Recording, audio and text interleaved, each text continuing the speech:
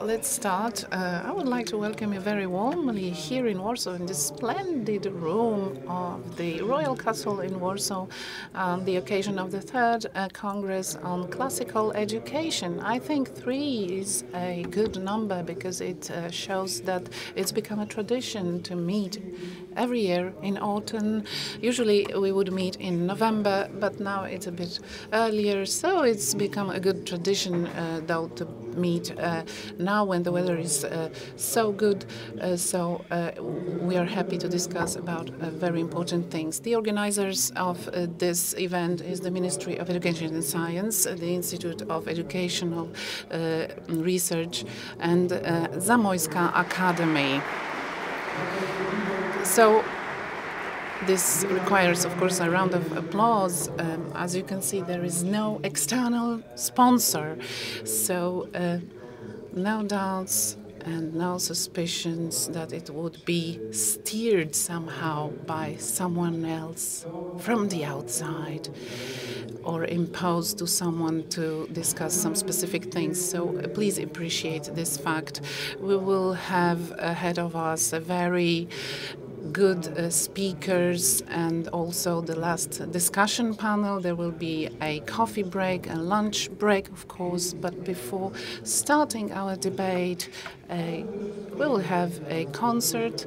So, but before starting, I would like to welcome very warmly honored guests, Radosław Brzózka from the Ministry of Education and Science. He's the head of the political cabinet of the Minister of Education and Science.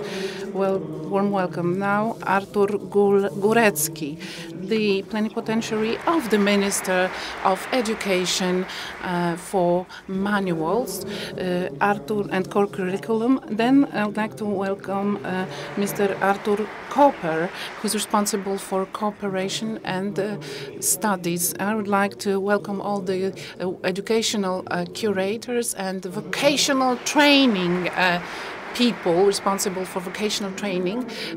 A warm welcome. I would also like to give a warm welcome to the following people, our directors from the Zamoyska Academy, Mr. Paweł Skrzydlewski, and the Prorector for Mission and Digitalization from the Catholic University of Lublin, Mr. Adam Zadroga. And then I would also like to give a warm welcome to the director of the IB, the Institute of Educational Research. I would also like to give a warm welcome to all our directors from the Ministry of Education. And above all, I would like to welcome you all directors of school, educators, teachers, and consultants. Without you, it would have been impossible to organize this event. Thank you for accepting our invitation. Thank you for being here together. Before starting our concert, I would like to give the floor to Mr. Radosław Brzózka.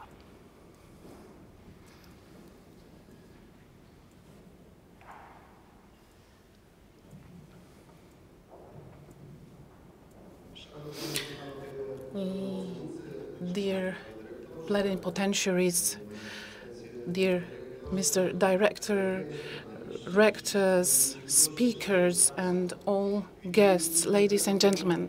On behalf of the Minister of Education and Science, Mr. Przemysław Czarnek, I would like to thank you for organizing the third Congress of Classical Education. I would like to thank the Institute of Educational Research, the main organizer, and the Center for Educational Development, especially for inviting teachers to this Congress, the Zamoyska Academy, for their personal involvement in this event. I would like to congratulate for organizing this third edition. It only confirms the importance of this event on the map of our events. I would also like to congratulate for the agenda, which concentrates on very important issues such as the social context of Christianitas, of classical education, and this is everything we will be talking about during the first part of the Congress. I wish you a lot of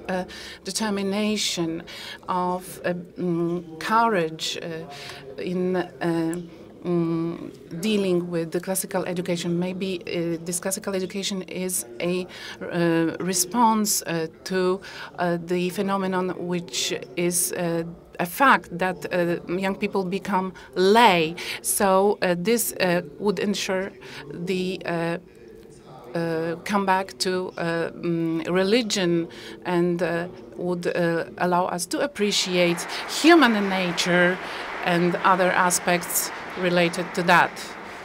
Thank you very much. Thank you for those words. Once again, I would like to thank all of you, all who have come to Warsaw in this very difficult moment, which is the beginning of school year and the academic year. So thank you very much. Thank you, Director, for those words, which are a good introduction for our lively debates. As I said, it wouldn't be possible to organize such a congress without a concert, food for song. So we will be having with us Mr. Piotr Szychowski.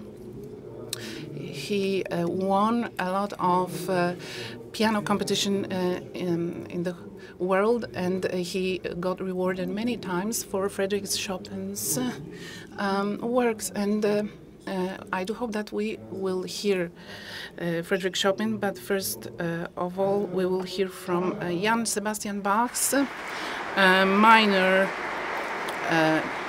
part.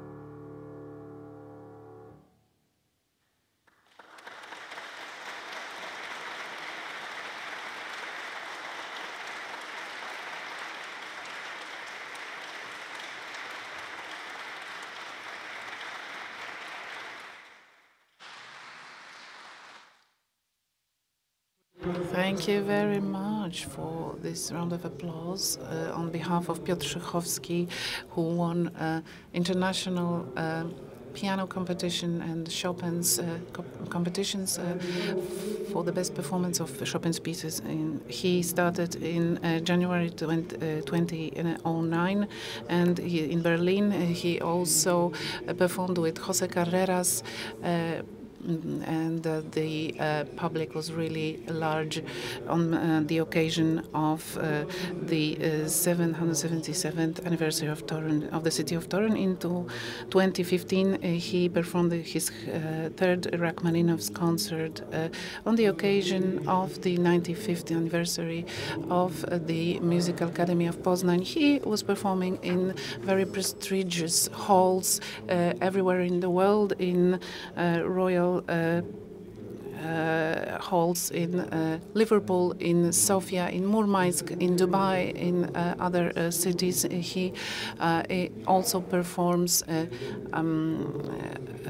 with the orchestras, symphonic orchestras. He in 2009 he represented Poland at the competition, Chopin's competition in Warsaw. He graduated from the Polish Academy, Jan Paderewski Academy, Musical Academy in Poznań. He also gives master classes and lectures in on other continents, in China, India, and in other countries. Would you like to hear from him again, Maestro? Now we would like to hear from you again. There will be pieces by Mozart and our beloved Frédéric Chopin. Let's give him a round of applause.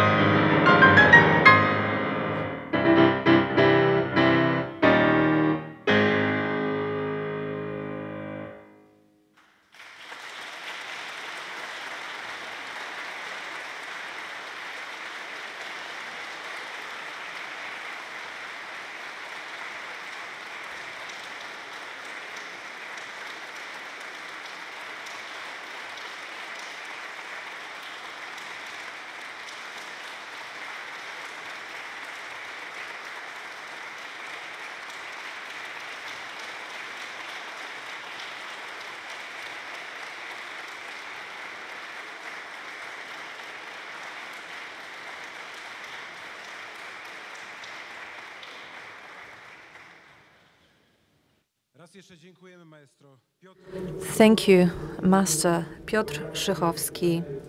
We had variations on Mozart, Nocturne, Mazurkas, and Polonaise by Frédéric Chopin, our beloved composer. So let's start with lectures, debates, and important topics. It's a great honor for me to be here with you for the third time to chair this Congress, to listen to your debates. During summer holidays, I was in a village near Warsaw with a lake, and I heard a family, middle-aged people and young adults who they were discussing Latin language coming back to schools. Of course, they disagreed. Some were in favor, some were against it. But it looks like our debates, specialized debates, are also those topics that interest common people. So there are people who want to talk even during their summer holidays when going to take a bath in a little village. So this shows that it makes sense. The program is very interesting and rich. You have the agenda. And Grzegorz Kucharczyk will be the first speaker from the History Institute of Polish Academy of Science, historian, professor of humanities, specializing in the history of political thought in the 19th and 20th centuries. I'm sorry for coughing. I caught a cold in the mountains, even though the weather was so beautiful. Grzegorz Kucharczyk will be talking about Christianitas and contemporary education. Professor, the floor is yours.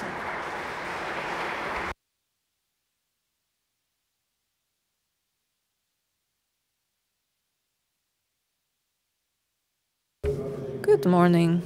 I thank the organizers for inviting me to participate in the third edition of the Congress on Classical Education.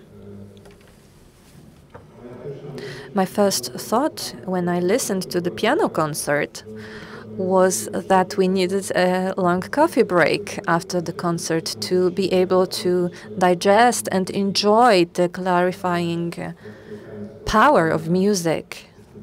I came from Poznań. I'm a professor, but I'm sure I will not be able to sound as magnificent as the previous professor who played the piano, who introduced us to harmony and order of music, which is also called classical music. And it's not a coincidence.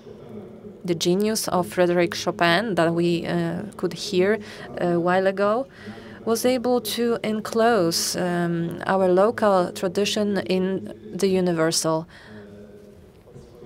So everybody finds their place in the world on their own ways. And at the same time, we are anchored in the world of universalia. This is also the beauty of civilization. When Bach, Mozart, and Chopin were creating, there was a different Christianitas civilization capital. My speech is about Christianitas versus contemporary education. So let's think what it actually means, what Christianitas is. Speaking with the language of the Pope Benedictus XVI, this is something I refer quite a lot. Benedictus talked a lot about Christianitas civilization. It's about the civilization of happy synthesis, a civilization that was able to and affirmed unity between wisdom and faith, truth and freedom, goodness and beauty. And they drew the conclusions and consequences from those dichotomies. Of course, what is the area, what are the limits of Christianitas civilizations? That's something we should talk about. Where were the limits and borders of that civilization? So an answer can be taken from one of English historians. They said that the Latin language for liturgy and science and Roman architecture, especially Gothic architecture, and also places where we had universities and where there was the knight ethos. That was the definition of the range of Christianitas civilization. In reference to the Latin language, and the anecdote that the chairman has just told us, it reminded me of the important words in 1957 of our primates. He said that we could call ourselves a Roman nation because Latin was our second native language. Of course, that was a little bit of the context was important, right? The historical context was important, but I think it still remains universal and up to date. The civilization of happy synthesis, looking with the eye of a historian, I'm a historian, I'm not a philosopher or theologist. So maybe it's not a beautiful way of saying it, but it's like a byproduct of the evangelization work of the church, the Christianization that the church undertook throughout the ages, starting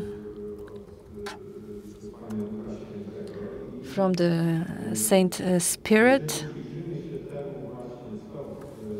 And when we look at culture and social life, and the fruit of victory of Christianism. So we can say that these are the pillars of civilization, Christianitas civilization. John Paul II also spoke about it very beautifully when he was in Strasbourg and spoke at the European Parliament in 1988. And the Council of Europe meeting a little before at the Berlin War, the Iron Curtain fell, and he was reminding us the Christian foundations of Europe.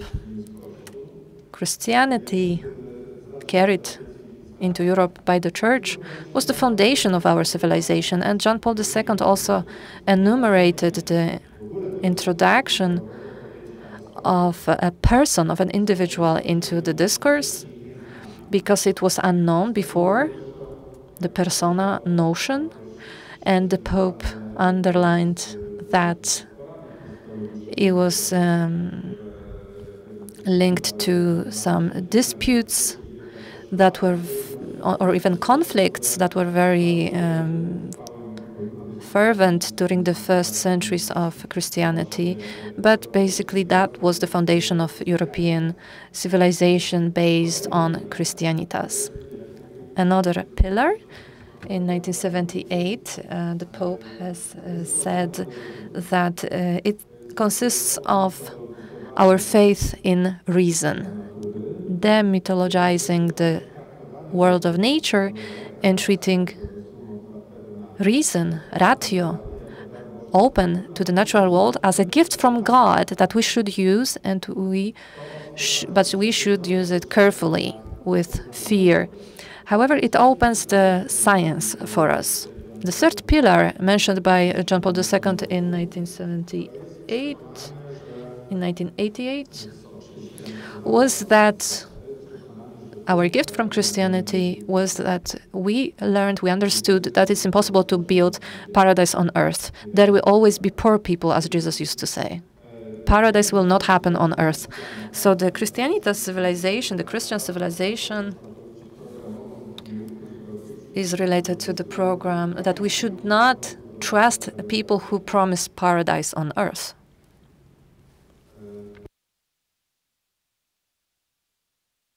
These are the pillars of civilization, according to John Paul II, that were presented to us in 1988.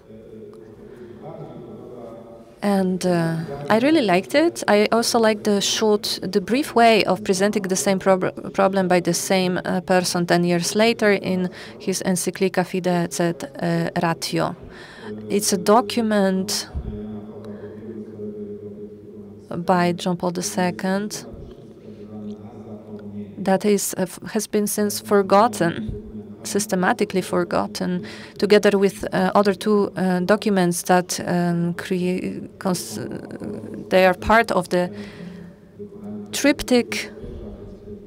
It's about Christianitas. So this is Veritatis Splendor from 1993, Evangelium Vitae from 85, and the third one was from 88.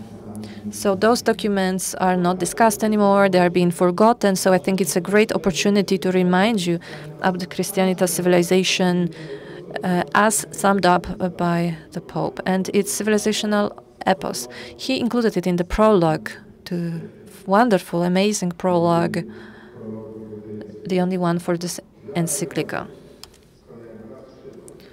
Faith and reason are the two wings that carry human spirit into contemplating the truth. The God himself gave human hearts the wish to know the truth. And the final goal is to know himself, to allow people to know God and love God, and to reach full truth about ourselves. This is the prologue to Fide sed ratio. It contains the best summary, according to my opinion, of the essence. Because here we are talking about the Christianitas civilization in the context of education, including the state of contemporary education. So please take that fragment of Pope's encyclica, the papal encyclical, so human spirit, truth, contemplation, God. All those are the key words that I enumerate according to the order they appear in that fragment of text. Looking at contemporary education and contemporary civilization, all of them are being rejected.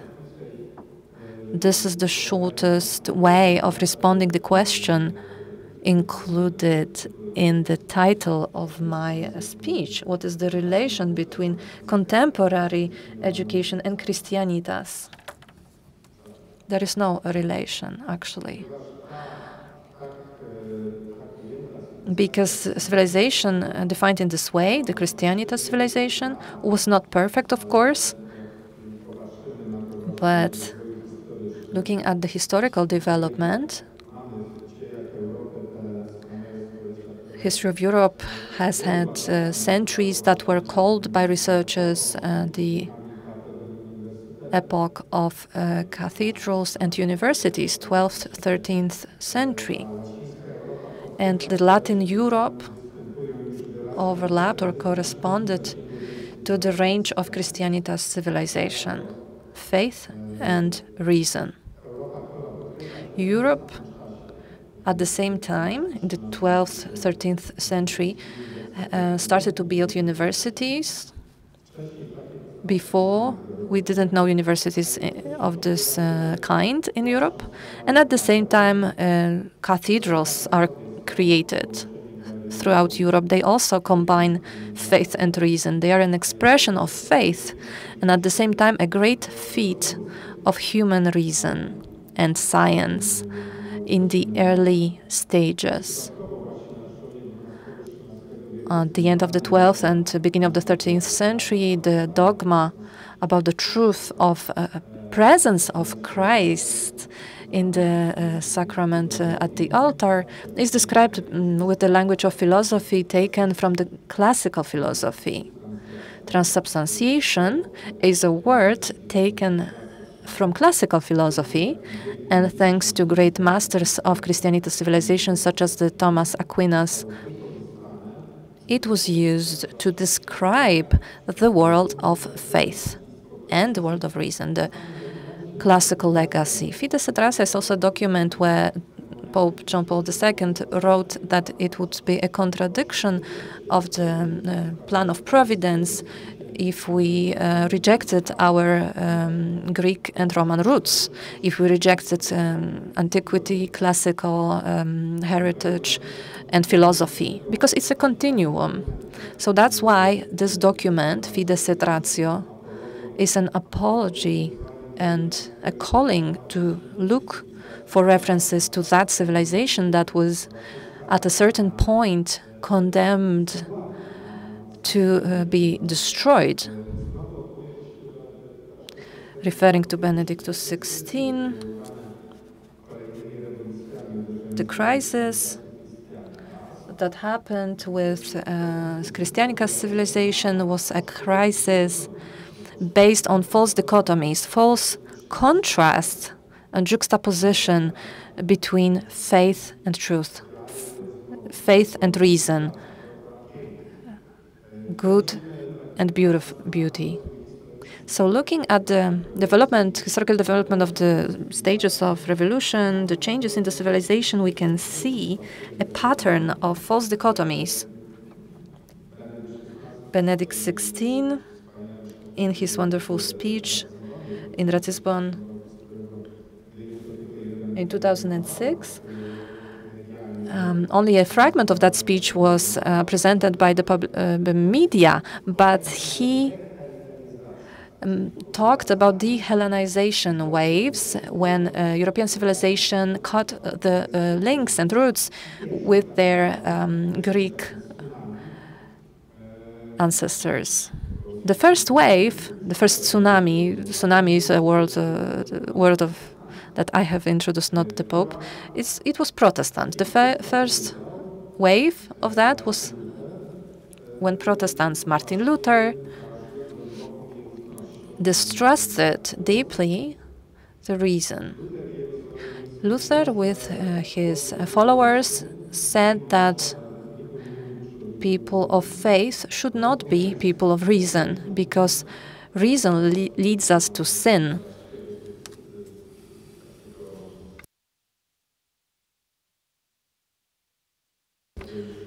Dr. Luther, in his original writings, he used another word for Harriet, the great Harriet. He wanted to use the notion to distance himself towards adapting by the Roman Church the heritage from Greek philosophy, which happened in the works of Thomas Aquinas. And it's a proof, according to Martin Luther, that the Roman Church is a slave of the Antichrist, because they use pagan philosophy and combined it with the Word of God, which he thought that he understood better. The second tsunami that damaged civilization, combining reason and faith and civilization of the Christianitas civilization, was the Enlightenment philosophy and the French Revolution that followed it. The so-called Enlightenment philosophers, they have a different approach. Which means that a man of reason cannot be a person of faith. But it's the same in both cases, which means that those two wings will not fly together. What we're having next is another revolution. It was in the 19th century. There was the link between freedom and truth, which was broken. Liberalism was there, and this does not only stem from the liberalism, but also Kulturkampf was stemming from the French Revolution. Kulturkampf was all over Europe from the beginning of the 19th century till the beginning of the 20th century.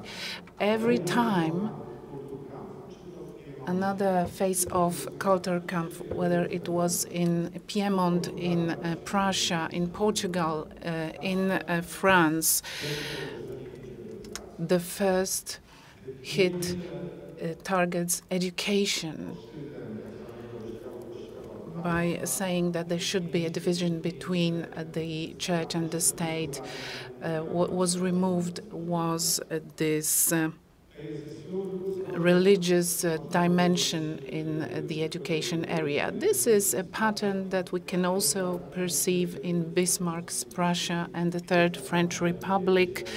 So everywhere where Kulturkampf was imposed in different manners, but it's also strict linked to the French Revolution, which stemmed from the period of Enlightenment. It's Georges Danton who was saying during the revolution is that all children belong to the Republic. It's the Republic of the new French people, which were turning back to the old legacy and heritage. It's up to the Republic to educate, to bring up children, saying that, of course, the first year is 1972. Before that, there was nothing in France, because this was the introduction, the year of the introduction of the new revolutionary calendar. So please pay attention to the fact that if we are talking about the Republic, it will be up to the state, in fact, to have a monopoly over education. But it's not an ordinary state. It's like Saint-Just said, who would help Maximilien Robespierre, would be the Republic, which would be an ardent community. The Republic, it's not only the lack of a king, it's like a para-church, something that should educate, bring up a new human being. What we know very well is what said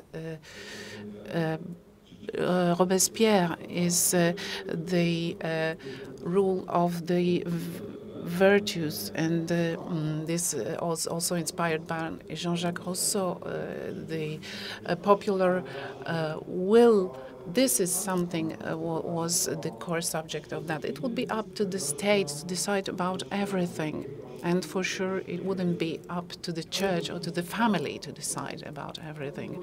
And this legacy, this heritage, was also taken over by Coulter Kampf, and this brings us back, dates back to the beginning of the 20th century, where in 1910 the monarchy was abolished in Portugal, and this is a closure of all this because they were saying that they would divide and the church and the state, and all this has an impact on education, of course. So that's why we can say that here is the beginning of all the problems we are dealing with now. Let's remember the second part of the title of my presentation, which is contemporary education. Contemporary education, which to a great extent is rooted not in Christianitas legacy, but in revolutionary waves, which had a great impact on education, on its dimension. Christianitas would see a human being as a compositum, which is composed of the body and the soul. That's why we aimed at, it would aim at integral education, making a link between intellectual aspects, the willingness and feelings, and the body of a human being. There are many experts present here in this room that know everything about it, and that's something that I am only mentioning here because I don't have time to enter into details, but I would like to refer to this capital of the Christianitas civilization that we refer to regardless of those revolutionary waves. One of the proofs that it has survived, that this Christianitas civilization has survived and it was good, is a Polish Romantic period, and one of its representatives was a well-known poet, Zygmunt Krasiński in Poland. He would give a definition of a noble man. A noble man, being noble, well, this is something that has somehow disappeared in our modern language. But this model of Christianitas-based education aimed at creating a complete human being, and that would be also a noble human being. Maybe it was unconscious, maybe it's the expression of the existence of this capital that Kaczynski specified. But in 1846, he would send a letter to August Cieszkowski, the co-creator of the scientific association under the Prussia regime. He would give the definition what is this about to be a noble man. A noble man is a complete person who reminds about the past and anchors it in the present, has faith and believes in the future. He is against all those who want to cut themselves from the past and cut themselves from their mothers and ancestors. So those important quotations from this text, what he really had in mind by writing this. When we are talking about a poet who was foreseeing the future much better than his contemporaries, well, we can just assume with a high degree of probability that he could see all the ideologies that appeared in the future in the educational and other, such as academic areas, and they were translated into some scientific theories. But first of all, there were only trends which would lead to creating some feeble brains and voracious guts. So this ray of light that I can see here on the floor is creating a rainbow, and this refers to a couple of theories, a whole series of theories that are now present in the educational field, but they have nothing to do with science, in fact. So they are against reason and good faith. So by cutting ourselves from the past, this is something we should be warned about. We are now witnessing, of course, fortunately not here, not in Poland, but we are now witnessing what Renard Cesset, French historian, said is killing memory. Killing memory. He was the author of a great monography about the genocide in French Vendée region, and it was based in a great bibliography, and it fulfilled all the best scientific standards. But because of that, he was not accepted by the Sorbonne University anymore, because he wanted to follow the truth. He didn't want to turn his back to the past, which in the case of the French Revolution was really a bloody past.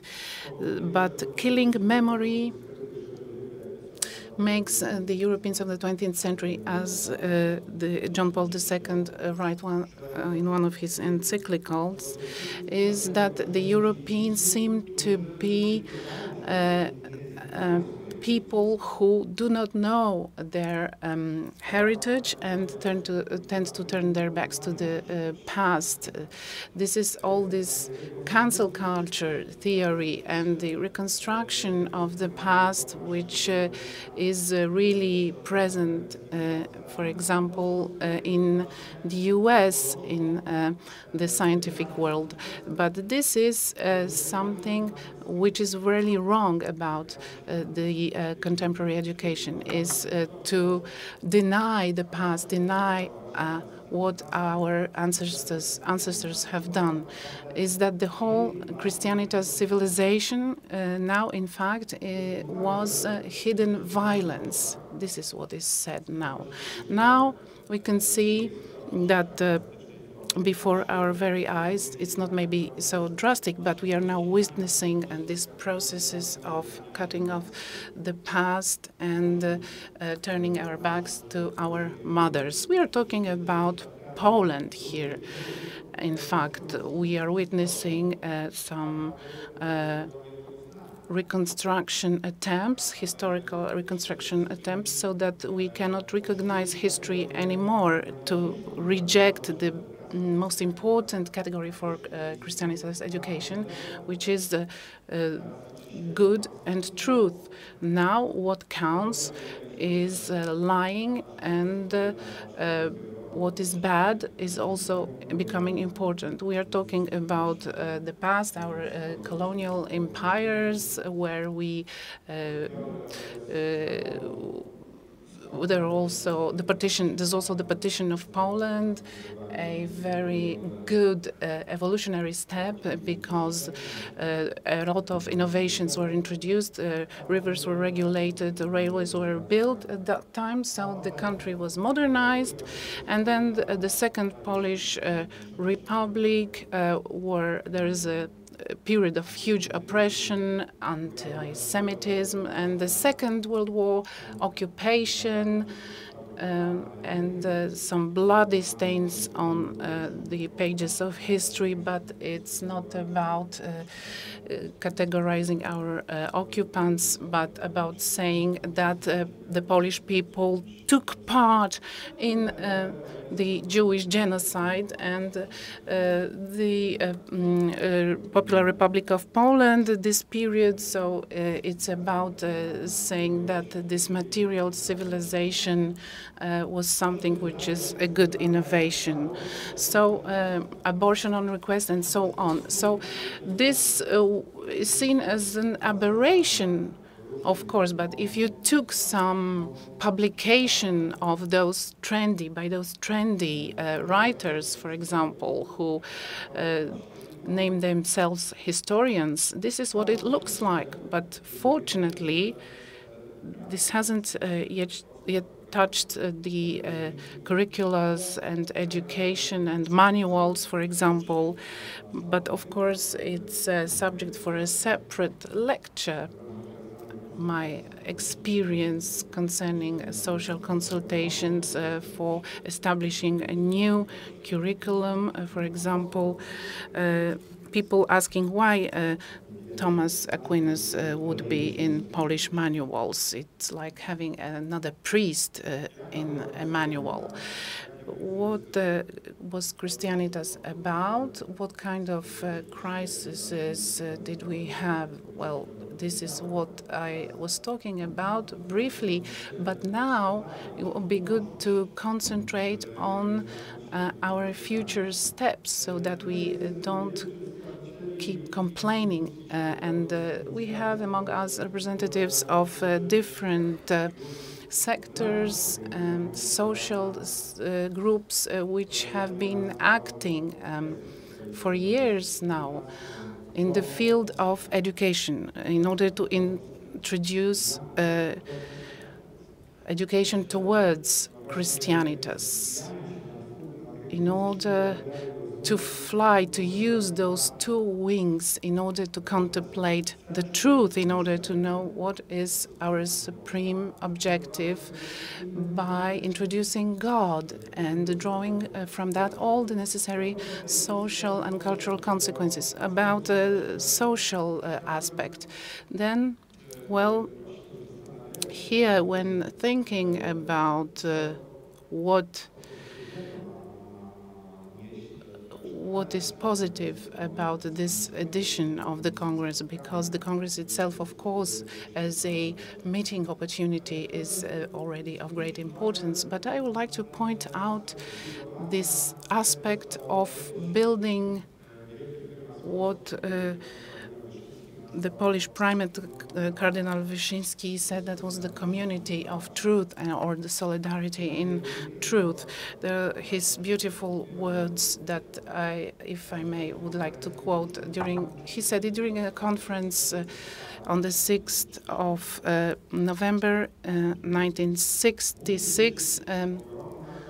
There should be a big category of people linked together by the community of truth, of telling the truth. This is a community which treats everyone with the truth. They don't look at other people because they are part of the community of truth.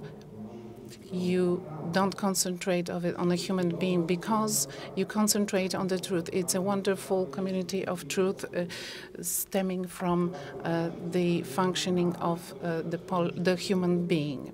So also the original sin has a great importance here, although it's difficult to know the truth because of the original sin, but throughout the years, with the time, we are able to reach the truth.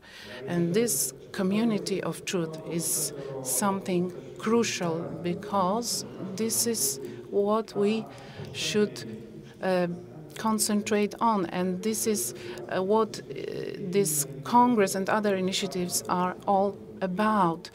They've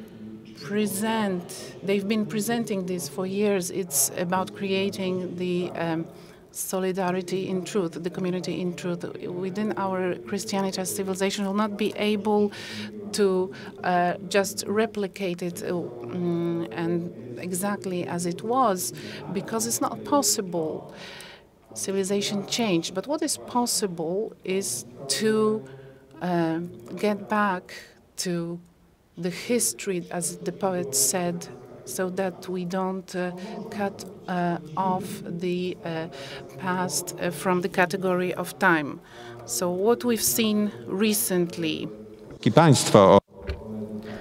So we have seen how the state cares about education. We can do different things. For example, take care of our language, Polish language, and also we are speaking about Latin language being introduced into the schools, which has also been discussed by people on their summer vacations, according to the anecdote of the chairman. So this is not just a matter for some narrow elites. When we try to systematize this, it's a way towards creating the foundations of a community of truth, which will be the best remedy to all the contemporary problems in the world of education that do affect the old world of Christianitas and will affect us in the future. So, systematic action. It's already present in different areas. There are plenty of initiatives and programs, some of those you represent, and they will bring the effects we desire. So the community of truth in contemporary times is a task, is a challenge, but at the same time it's the only way for our education towards Christianitas to be able to succeed in social and cultural aspects of our culture. Thank you so much.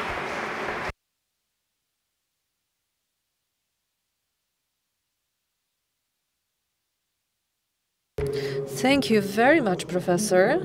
A long way still awaits us, but as Professor said, it's not possible to rebuild it one-to-one exactly, but we should try.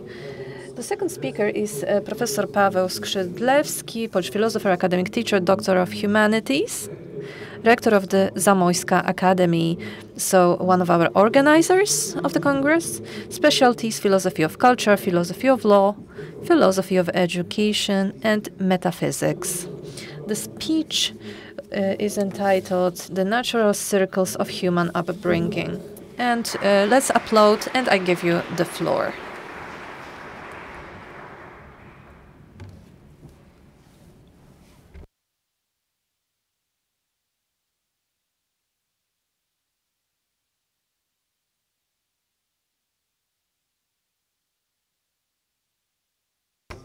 Ladies and gentlemen, dear audience, thank you for, first of all, the Academy Zamośćka, which I represent, thanks to the Academy and other organizers for organizing the Congress of Classical Education. I'm very happy that the Zamośćka Academy, after 237 years of not existing, has been brought back to life, and now it participates in classical education projects. Ladies and gentlemen, the topic of my presentation has been agreed with the organizers on the basis of a proposal of mine. I realized that classical education today has many problems. But there is one particular difficulty that we should recognize as human beings. This difficulty stems from the fact, the phenomena of new ideologies that are being born and appearing around us, not only due to the false understanding of education and upbringing, but also due to a fight, a battle that is going on, a depreciation and destroying of certain things that are important for actual good human upbringing. And I am speaking about natural circles of human upbringing. If those circles are ignored, underestimated, if they do not naturally affect or have their impact on human beings, there will be a lot of problems. As we know today, we have many difficulties in our world nowadays. Ladies and gentlemen, when we speak about natural circles of education or human upbringing, we need to be aware of the things that Jacek Woroniewski mentioned. He was a great philosopher, a rector, an expert in classical pedagogy. According to him, pedagogy also required real anthropology, in which human beings are defined in a truthful way and not in a false way, because education and upbringing will always correspond to the vision of a human being that we have. At the same time, Woroniewski also paid attention to the fact that there are important differences between education and upbringing. And as human beings in the Western world, reasonable people, we should be aware of that. To raise a child is not the same as to educate a child. Education in the classical understanding, according to Woroniewski, is an intellectual development of a human being related to cognition, to collecting, gathering knowledge, multiplication of reason in a human being with the use of truth. An essence of education that Woroniewski mentioned after Thomas Aquinas is an act of love that consists in liberating the human being from his or her ignorance and lack of understanding, lack of skill. So we need a wise teacher who knows the truth, who loves humans, and who is able to show to human beings the reality. Using words, signs, examples, they show the world to a little human being. Concepts, theories, attitudes, approaches, but most of all, reality. So what does upbringing consist of? It goes together with education, but it's not the same. Pedagogues, I'm a philosopher my background is in philosophy, sometimes we interchange those words, education and upbringing. It's okay. I don't think it's a problem because those two realities are intertwined with one another. They are not able to be separated, just like we cannot separate the left and the right part of a piece of paper. But upbringing as such consists in giving virtues to the human being, teaching them virtues, creating them disposition towards being good, acting good. Human beings should voluntarily, efficiently carry out the right thing, while at the same time developing themselves, growing. And thanks to that growth, to those deeds and perfectionism, they can reach their goals, which consists in happiness, perpetual happiness. So, in other words, that would be God. Therefore, upbringing is a reality that requires knowledge. It requires having human beings to have reason. In classical culture that we all try to create, the Christianitas that the professor spoke so beautifully about, this upbringing directs education. If there is no subjugation of education to upbringing, people can know a lot, but they don't understand much. And therefore, they live in the wrong way. So how can we, well, I'm referring to the Western civilization, how can we carry out human upbringing? Those matters were already discussed 2,000 years ago by Aristotle in his Politics, where he wrote that every human being, due to their nature, people are social beings, and they should live within communities with other people. So social life takes on different kinds of forms and shapes, but everything starts in the family. Then Aristotle says there is the local community, the municipal community. Later on, there is the community that gives life, independent life to human beings, a beautiful, truthful life. And this higher community is the state.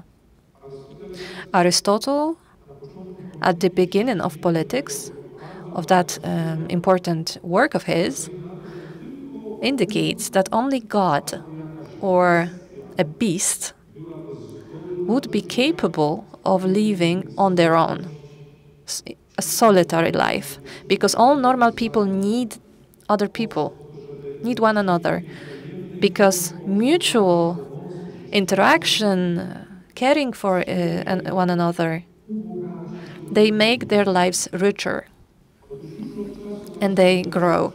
So it was even in the times of Aristotle, in pagan times, where we already had that idea, that conviction, that upbringing and education can be performed in some natural circles. And here, natural means in line with human nature, that the human beings are driven towards, and it leads us towards perfection. The first natural circle is family. It's a community based on marriage, household, a home where we have biological children and spiritual children, new human beings. But what are those new human beings? At first, they are weak. They need the support of their family, of their kin to survive. And there is the great need to notice the role the family plays in upbringing. John Paul II said that it's a community of love and life. But when we speak of upbringing, it's very valuable to pay attention to the role of family in upbringing. It was also mentioned by Thomas Aquinas. He demonstrated that if we do not have family as a strong bond between man and woman, anchored in a specific place with own property. There is not a possibility to provide foundations for human beings, the pillars of moral life for mature people. So this consists particularly in virtues. Aquinas used to say that family is the only community where we can authentically develop to become pious. This is a virtue. Piety is a virtue that means a nice bond and gratefulness for the gift of life, appreciation for life, because children have support from their parents, they have proof of love that they receive from the parents, and at a certain point in their lives, they become aware that they have received the gift of life, that it's a gift. And as such, the gift comes from the closest kin. So that's how we discover, how they discover their infancy, how they discover that they depend on other people, but also spontaneously it awakens the need to respect, to be grateful, to be obedient,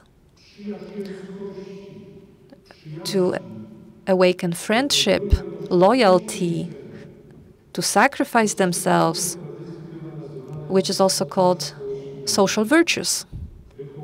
So upbringing starts in the family, and only the family can indicate within social life and can lead new humans to experience piety,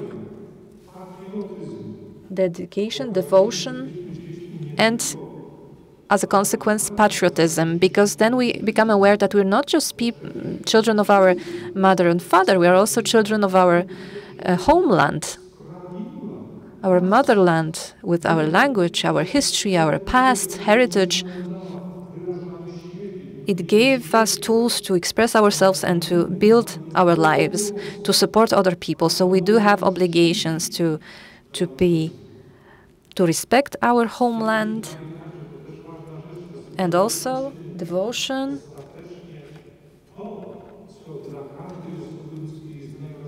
that is brought about by the family. And another important thing is piety, faith in God. We are not just children of our parents and our homeland, but also children of God. So He gave us our existence, He gave us our families and our homeland, but also the entire world. So we should respect God, we should be obedient towards God and appreciate God and be thankful. Human communities and societies can lead to crystallizing piety and religiousness in human life, and that's why we need family. But is family the only natural circle for human upbringing? No, it's not. Even though family is very important, it's not enough. We need local community, we need our municipality, the most local community around us, around our family, where we can root our virtues, reason, virility, justice, and start understanding, at first in a limited manner, but start understanding and start living in line with social virtues. Respect, obedience, friendliness, generosity, sacrification. And also they learn in their local communities the important things for classical culture. So these would be the epike virtues: truthfulness, authenticity, integrity. Human beings know that they need to control themselves, that they need orders from above, but orders do not mean that we stop thinking. Sometimes we need to contradict the law and contradict our orders that we are given. Orders from above do not mean that we can do everything or that we can do evil. We should always take care of the common good. Orders are not given to animals or machines, they're given to people. So we need epikeia. And this is something we learn locally, in a local community. Before, it used to be the household. Life and classical tradition has shown that the third circle of human life is the nation.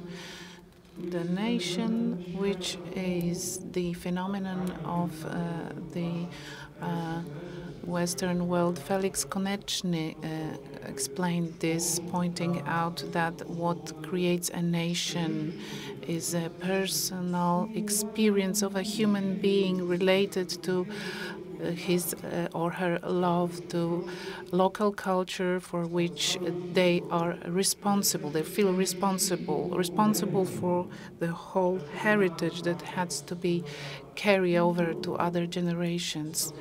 So the nation as a cultural community rooted on its soil and in its mother tongue. Why it's so important? Because without this community, there will be no authentically high culture, which is symbolized by theater, by arts, by our great Polish cemeteries. It's the nation which makes a human being asking for the future to regain his or her identity and consciousness. And the question that arises here is what I'm going to do with all that has been done in the past and achieved by my ancestors. I remember I had very good teachers at school. It was in the early 80s, and we would often go to the Wawel Castle in Kraków. We would be shown great monuments, and every time we would have a question asked by our teachers, directly or indirectly expressed. What would you do with that? You, personally, you are young. What are you going to do with it? The nation is this third important subsequent circle of human upbringing. This is very important.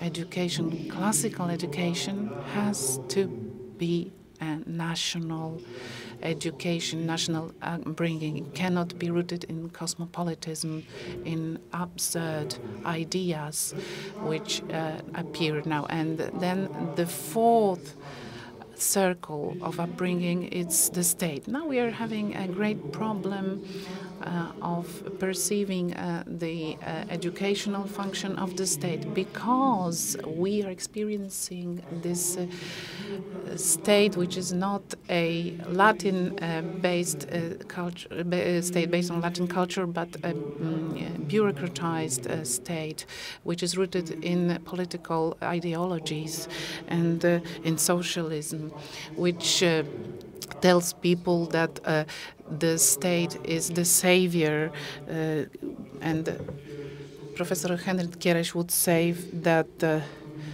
the aim of socialism is not to make people work in state-owned companies, but its aim is to deprive human beings of all their potential, and regardless of whether we are trying to base our societies on liberalism or collectivism, it doesn't matter whether the basis of socialism is the Bolshevik or other ideologies. There is always this lay ideology, secularization, fight with religion, lack of faith, and there is also this fact that we can have some state officials which would like to weaken the family. Because why? Because they are here to produce human beings which are accepted by the system. That's why they have to fight with the family, with local communities. They have to fight, in fact, with this great national culture. And something which is basic here is I would like you to see that the vision of a state as a community, as a human civil community, is a classical vision, in fact. A state, it's not like Aristotle said 2,000 years ago. This is a quotation from politics.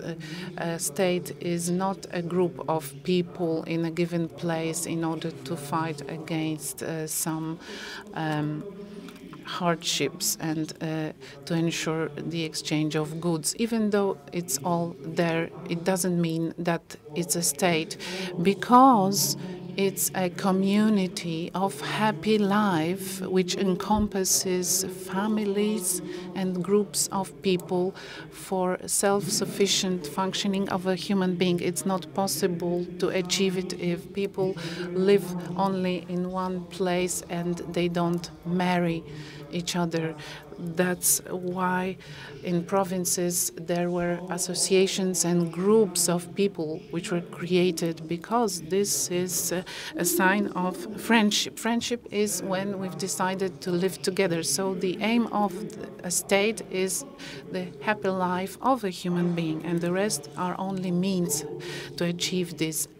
The state is a community of people for self-sufficient functioning of a human being. And this is what a happy life is about, a beautiful life is about. It needs to be accepted that a state community's aim is not only living together, but functioning and acting together.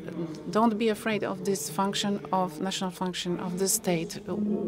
It's the based in Latin tradition, because a state is a community of mature people, of citizens, and it's created as such by friendship. Its aim is not the exchange of goods, but a happy, beautiful human life. A human being has to be invited to take part in these communities. That's why if someone avoids community life, in this sense, state life, he shows that he's an imperfect human being, that he's more a beast than a god, as Aristotle would say.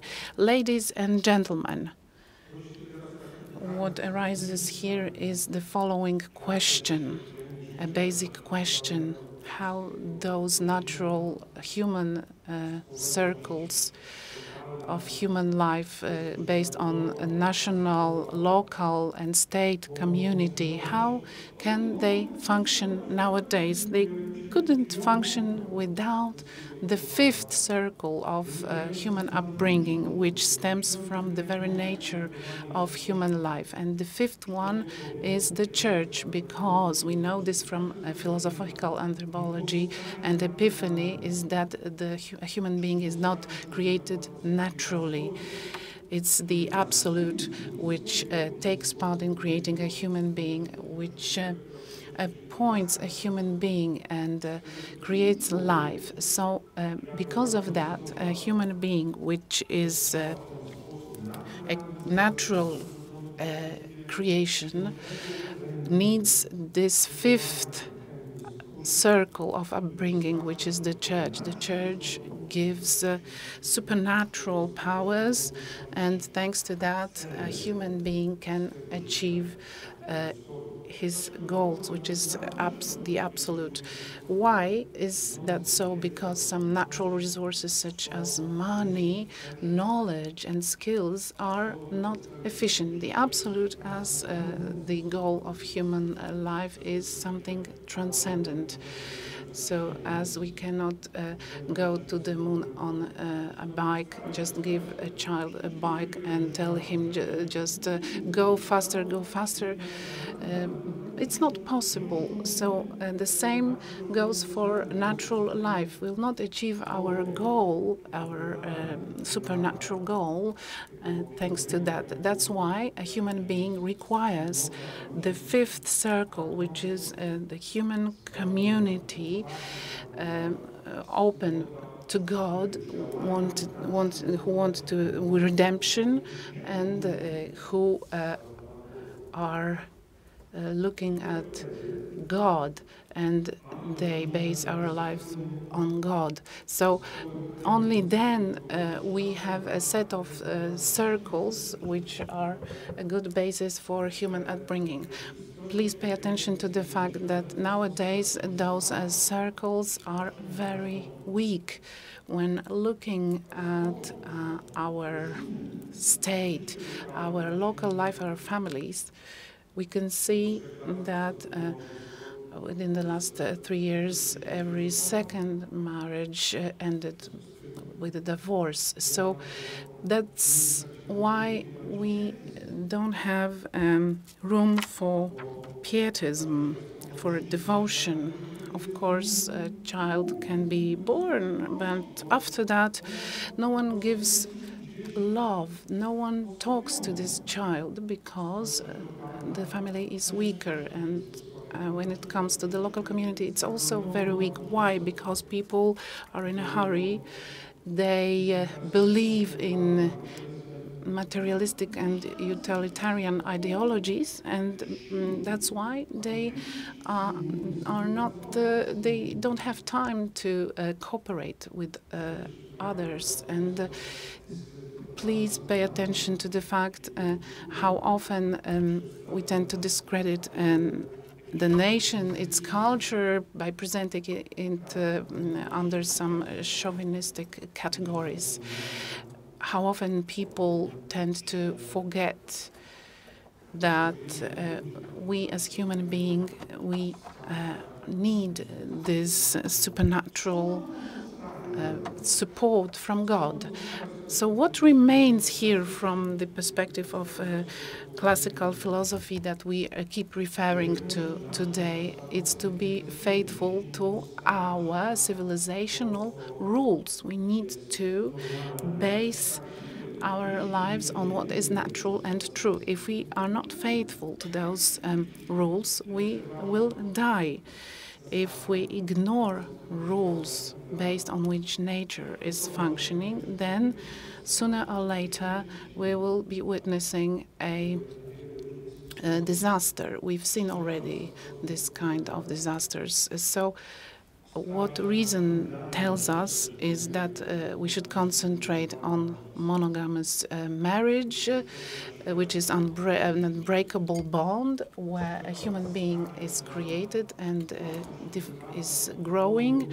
We should also concentrate on private ownership, on the local cooperation, on local communities, on a state, which is Latin, in this Latin understanding, and which is also important because it's friendly to the human being. We should also concentrate on national culture and be open to God, of course. Those universal truths have always been very well known, and they will be known in the future. And what is a proof is already what Pythagoras said. When we look back, we can find some quotations which are assigned to Pythagoras in the history, and they, in fact, confirm this natural order of human upbringing, and they show what is important, in fact. So the whole lecture that I've done can be summed up by Pythagoras' words. He would say, everything that is good comes as a stream from God's hands, bringing for young people for devotion. You will bring up someone who will be good. A human being should be like God, and he will be like God if he will love truth, beauty, and virtue. Thank you very much.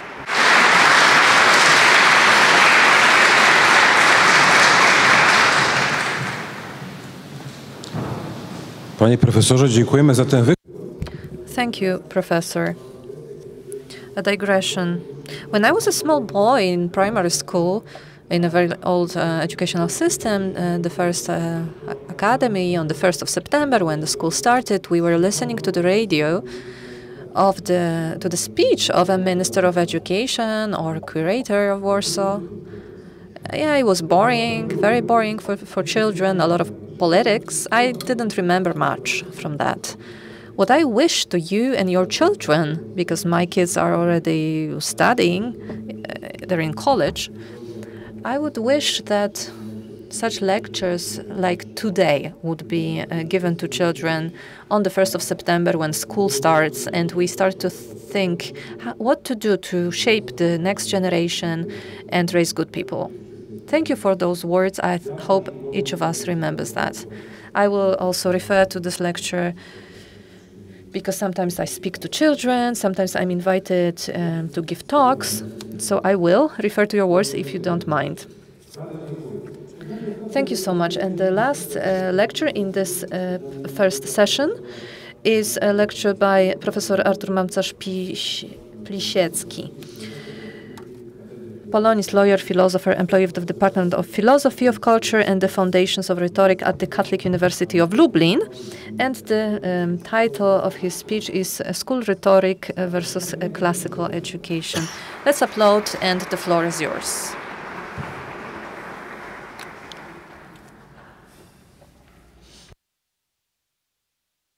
Ladies and gentlemen, it's quite wonderful to be able to meet again in the Royal Castle in Warsaw. The Congress organizers have been given a royal importance to education. And I will talk to you about my conviction that this royal is not just a manner of speech.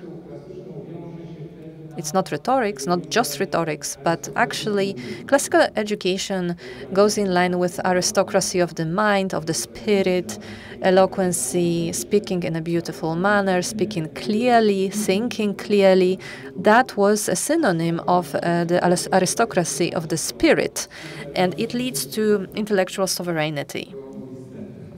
This as a manner of prologue, of introduction. So let's start with the word classicus, that gave foundation to the Polish word klasyczny. At first, it was a social class. In the census was prepared by the censor in the Roman Republic for elections. Later, when public schools appeared in the Roman Empire, primary and high schools, medium schools, classicus was about the class in school. So those two meanings also refer to the Polish word klasowe. So classicus in this meaning was klasowe, relating to class. And later, when Asianism flew towards us and Latin had to be protected against Asianism, then classicus referred to the literary canon created by nobilissimi auctori. This means the best, the greatest authors. Those are the references of classical education. Another historical fact needs to be mentioned here. A very important event from Renaissance, the Calorinius Renaissance, 8th, 9th century, Middle Ages. Something without precedent happened because of Carlos the Magnus, who couldn't read himself, but he realized that we need classical education in order to renew and recover the empire. So the Pergamene codices were rewritten into paper, and whatever was rewritten as the king ordered was preserved, and the rest was lost. And we treat them as antique sources, while they are actually they come from the Middle Ages. So we have to choose the best, the greatest, the things that will serve us best in shaping and upbringing new young people. So it's not just looking at the past. Classical education is not about returning to the past, to teaching languages that are already dead, or referring to antiquity. Yes, we can refer to antiquity from time to time as well, why not? But it's actually about the contemporary times and about the future, because this is the best we can give to young people. High values in education, high quality education. So what actually is classical education? And one more thing, one more reservation. Classical education can be an answer to contemporary times, because it will save us from something that can be called mechanical conservatism. Some people think that the old is the best. So the older, the better. That's not true. So we spoke about our legacy in a very beautiful way, but we need to reasonably, intelligently, in a very smart way, choose the best things from the past. In a conscious manner, select from legacy those good things, because legacy contains both good and bad things. So we shouldn't just mechanically conserve the past. So what does actually classical education consist of? It's about introducing young people into the circles of high culture, high intellectual culture. These are the highest standards of education. Looking at history, we can see great patterns. Another definition is to shape not just young people, but shape society on the basis of the greatest, the most perfect, universal foundations of European and Polish culture. So we need to recognize which of those values are universal. So this understanding of classical education will be based on 4 pillars. First, philosophical and civilizational thought, especially the golden center between extremes. So we need to take into account philosophical realism, looking at human beings, looking at reality, and looking at education and upbringing. Secondly, rhetoric and the culture of the live word. Sometimes it's a synonym of classical education, rhetoric. Thirdly, classical intellectual discourse, the art of debate, of discussion, of understanding each other even when we disagree. And fourthly, teaching language and teaching linguistic competence on the basis of classical languages that give us the most perfect understanding of language. I am referring to Latin and Greek, but also Polish language. Father Jacek Woroniecki, ethic, philosopher, ethician, second rector of the Catholic University in Lublin, who saved the university after the first rector suddenly died. He believed that the entire, well, he even wrote a book about Polish language, and he believed that school should be based and built around our Polish language. But if we teach people to think, they will be great at physics, mathematics, chemistry, biology, and so on and so forth. So teaching language skills and language competence should be based on classical languages and Polish language. and language becomes a tool for clear thinking. This is the role of classical languages that is actually unmatched by anything else. Referring to what Mr. Kucharczyk said, if our philosophy is based on the Christian concept of human beings, which we know from Boëtius, the individual substance of reasonable nature, this is undermined today, both being subjects, being rational, and being separate, being individual. And even human nature is being undermined and questioned if we look at gender and genderism. 30, 20 years ago, how could we imagine that we can question our gender? And everything is being questioned today, even though it's a pillar of Christianitas. A concept of human being, not as an object, but as a subject, as a being, as an entity.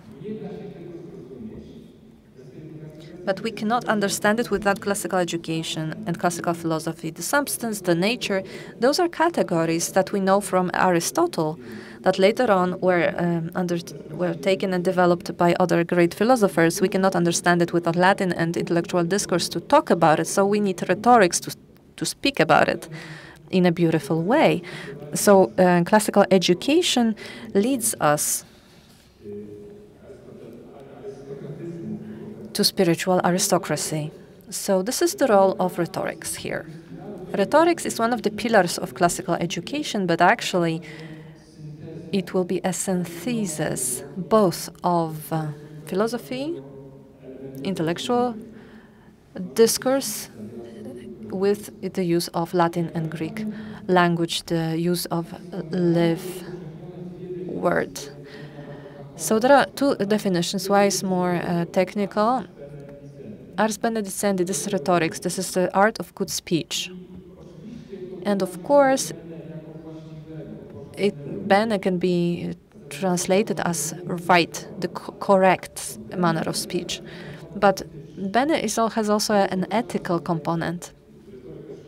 So in school, rhetorics can be imagined as a place where children can ponder, they can reflect. Is it enough to speak beautifully, to convince people? Is it enough to speak beautifully to be ethical?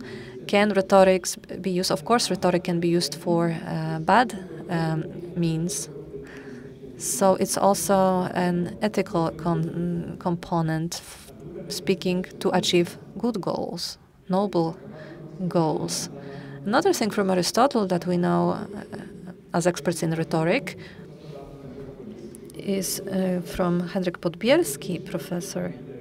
So rhetoric consists in methodically discovering something that can be convincing for each subject. So shortly speaking, the art of thinking goes first and art of speaking goes second.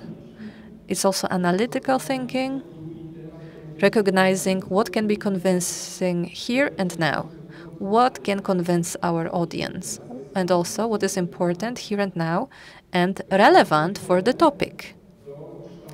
This is a wonderful area to shape and educate the new generations. Rhetoric is absent in schools right now. I don't want to introduce it mechanically. We spoke with the local authorities in Świdnik. We tried to implement rhetoric in a high school in Świdnik, but we didn't succeed.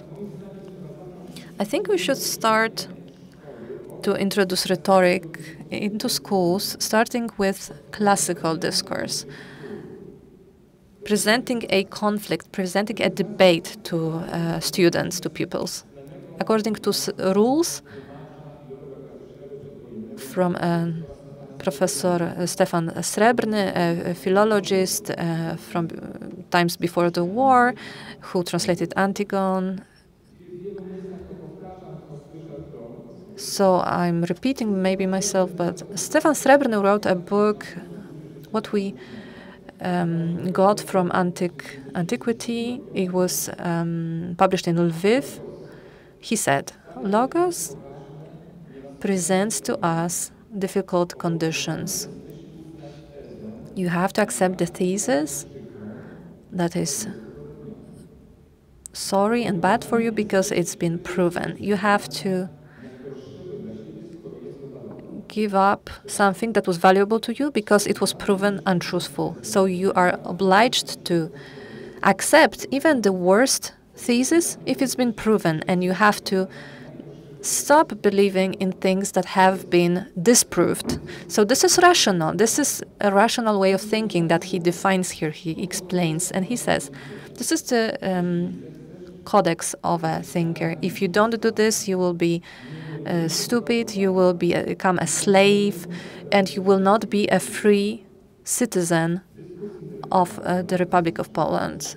So natural classical discourse is a way of debate, of disagreeing.